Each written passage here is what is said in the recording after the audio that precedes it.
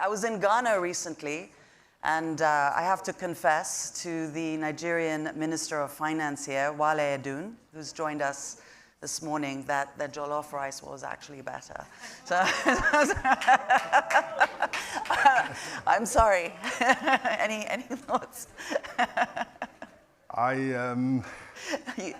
think don't create an international incident. I will not create an international incident, but I would say that let me serve you jollof rice when you're next in Nigeria. Thank you. Thank you very much.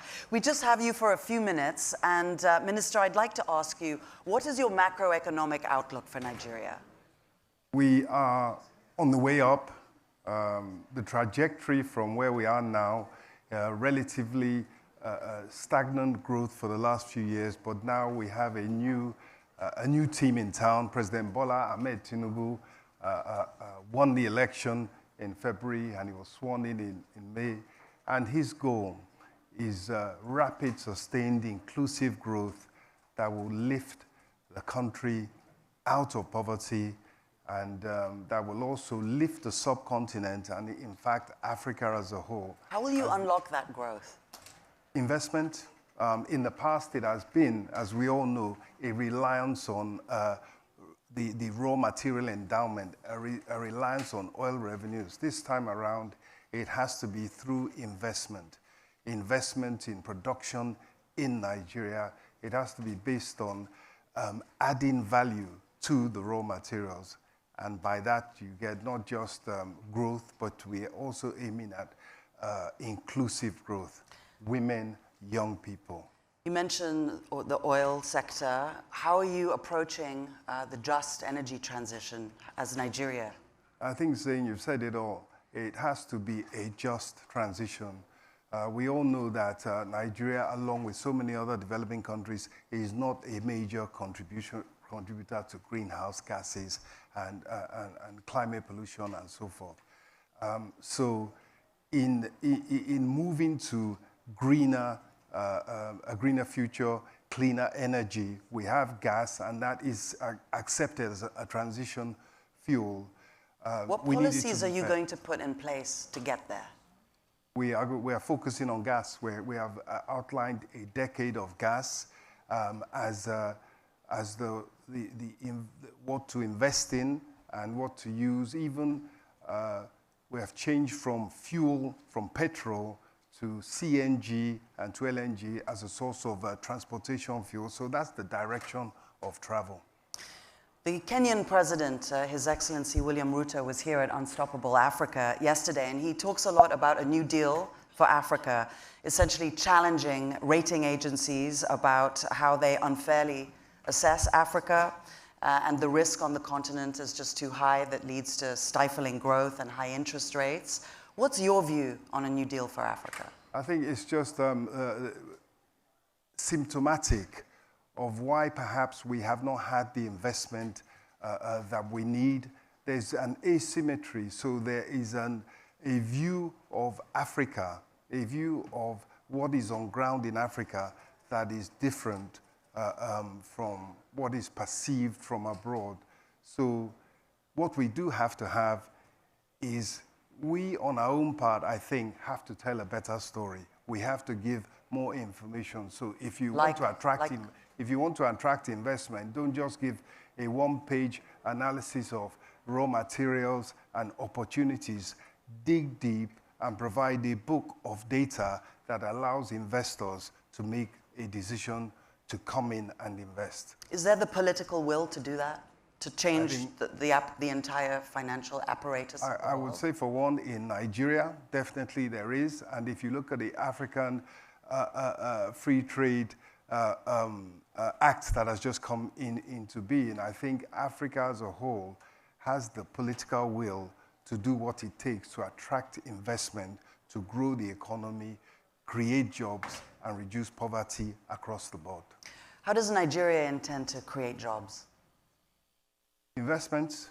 We are creating a macroeconomic environment that is stable. To be fair, the stability of the past was usually based on huge oil revenues that allowed one to basically get away with relatively loose monetary policy and so on and so forth. But now we have changed the macroeconomic environment. We have stabilized government revenues by removing some subsidies. Mr. President has been very brave and very forthright in that.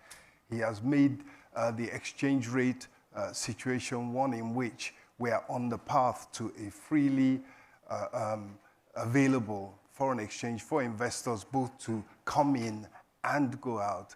And that's the path that we are aiming at to take us to sustained, rapid, inclusive growth. And you mentioned the Continental Free Trade Area Agreement. What's your focus? Our focus is to be the production hub, not just for the sub-region, but for the continent as a whole. And I might also add that our focus, given our demography, given that we are the largest country by population, we are the largest economy by GDP in Africa, we believe that we have a lot to supply, including skilled labor, to the world. There will come a time when we believe that it will be the people of will be skilled Nigerians that are doing the work to help people across the world earn their pensions, and it will be a deliberate move. It will not be people escaping poverty in Nigeria. It will be people deciding that they want to go abroad, get some experience, because those who want to stay in Nigeria will have well-paying jobs to be given to them in Nigeria, should they wish to stay and take up that opportunity. Just one or two more quick things before I know you need to leave. AGOA. Nigeria has been a big beneficiary of AGOA. Yes. Do you think that Africa should seek an extension? I think that we should not only see an extension of that, but we need access to markets. I think it's only part of the, earlier we heard about the inequity, and in fact the word cheating was used. But I think that we do need access to markets so that we can produce, add value, and export, earn the foreign exchange that will keep our economies oiled. And it's really an appeal, and we hope it will be heard. Last question, why do you believe Africa is unstoppable? Africa is the future. If you look at the demography, it is young, it is growing, it is vibrant, and I think population is tending, as we move forward, population is actually going to be an asset rather than a drag. And as we have so many aging continents, Africa is the growing continent, is the continent of energy, vibrancy, and creativity. The world is dancing to the African beat. And in particular, I'd just like to end by saying that I believe that Nigeria in particular is the country to tell the African story to the world in all its facets and ramifications. You know I'm Kenyan, right? I think it's Kenya that can tell all the Kenya has a part to play, but Nigeria, I think, has a bigger part to play. All right. Thank you very much, ladies and gentlemen. A warm round of applause for the Minister of Finance for Nigeria, Wale Edun, who is going to be cooking for me the next time I come to Nigeria. Certainly. No alas there. Not at all. Okay.